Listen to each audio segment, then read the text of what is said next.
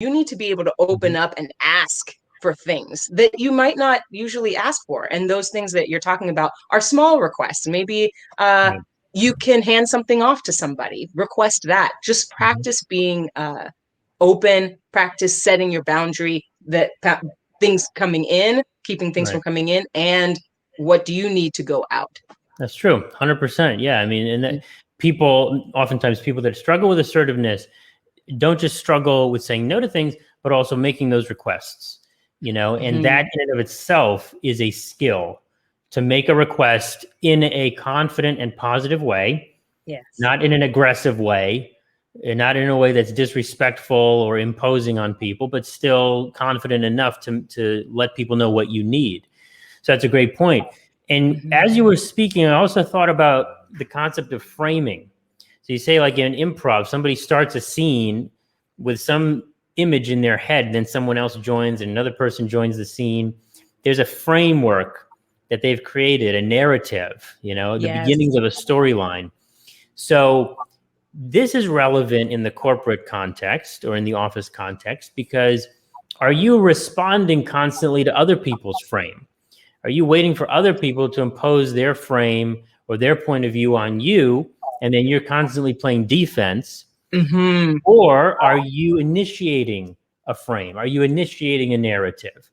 It seems challenging to do that. And this is an advanced, say intermediate to advanced skill if you're just getting started. But even with senior decision makers, even with bosses and managers, you can still subtly over time create a frame or a narrative. Certainly if you are giving a presentation where everybody's going to be focused on you for a period of time, an extended length of time, you can create a frame, and then you can invite others into that frame, whatever the frame is. The frame is that the project is going well. Maybe you've heard rumors or murmurings in the company that the project is not going well. Okay, so I'm going to start off my meeting that I'm facilitating by letting everybody know the project is going well. Here's the numbers, here's the data. And yes, there's a couple of challenges, and let's see how we can discuss those and improve those, right? That's a very different framing than, okay, guys, we're going to start off this meeting. We have some challenges and some problems with this project. Let's see what we can do to fix it. That's a totally different perspective, and it creates a different image and a different vibe. So taking control of communication, taking control of situations and dynamics in that sense is very important. Even in training, when you're practicing these things, we get caught up in the status of someone, right? The status of the boss, the status of the manager. Even if we have a peer who we perceive to have a higher status than we do, then our reactions can be caught up. Just like you said, we can get caught up in this emotional thing. But one of the things you said a while back at the beginning of this was that we're all trying to do something, right? So a manager is trying, he has deadlines to meet. They have deadlines to meet. So they're coming at you with this pressure. But if you can take a moment to really think about, this is a person. They're a person. They're trying to get things done just like you're trying to get things done. They have a family or not, or they have other things that they're doing. They've got things on the weekends. They're stressed for whatever reason. Really what you're trying to do is help your company. And I hope you have a great team and you're working on a great team. You're trying to help your team, right? And it's the same thing in improv. We're trying to help the team. We're trying to help create, and you said the word, a narrative. We're trying to help create a story. So where do we fit in that story? And it's the same thing in a work environment. I'm trying to help create this project, let's say, this narrative of this project. Where do I fit in? Where can I be helpful and where can I not be helpful according to what's going on in my life? And when we take away oh my gosh, that's the boss. They're talking to me right now. That's a person in your company who is asking you if it's feasible for you to get something done in a week.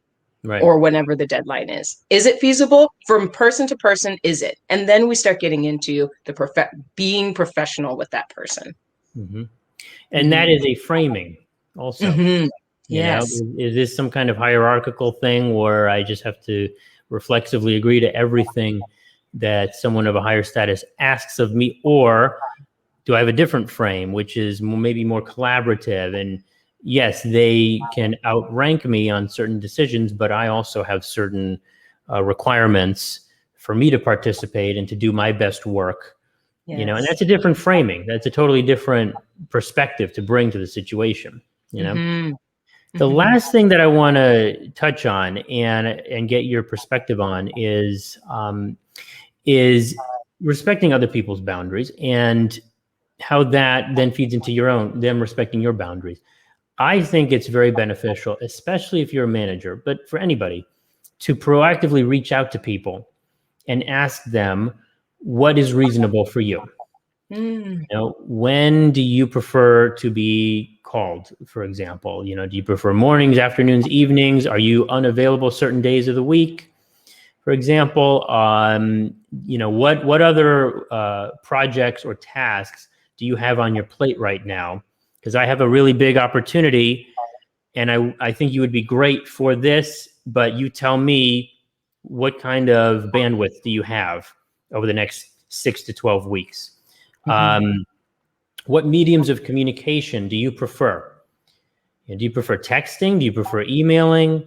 Slack channels? You know, what's your preference? And then I, as the asker, will do my best to conform to your preference for communication. If somebody prefers emails during mornings on the weekdays, okay, that's when I'm going to concentrate my communication to that person, because I know that that's their preference.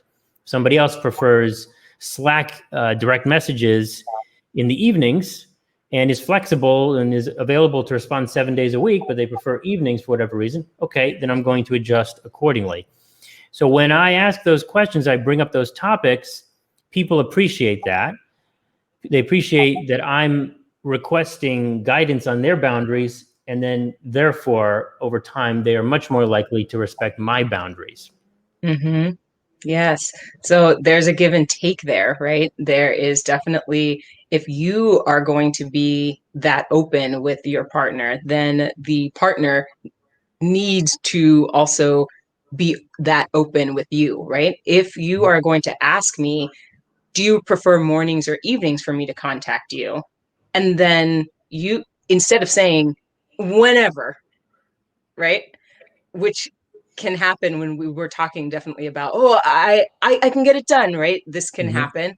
But if we take the time to actually say, one, like, I'm not actually sure, or so let me think about it, or actually tell your partner, evenings are best for me, and then stick to that. Yeah. Right? If you're going to do that. Being open to the other person's input and genuine openness, not faking Yes. it, or not just, you know, saying, hey, when are you available? Oh, mornings. Okay, great. And then I end up contacting you in the evenings all the time, you know. Right. Like actually genuinely being open to it. And people can tell when you have the real spirit of Yes. wanting to work with them, you know, as opposed to just going through the motions. Yeah, and your narrative is going to be stronger. Your whatever that narrative is, whether that is a story that you're telling on stage or a project that you're doing together, right? Because your partner is going to trust that you are going to try very hard genuinely to meet them to meet you where you can be met, where you need to be met in order to succeed. Right. Mm-hmm. This is great stuff. So we're going to leave it there for today. We're all out of time, but Shannon, this is an amazing conversation. Thank you so much for your Yes. input and your insights. Thank you for having me, Justin. This is always a pleasure. Absolutely. And thank you very much for joining us today. And we will see you in the next video. Take care.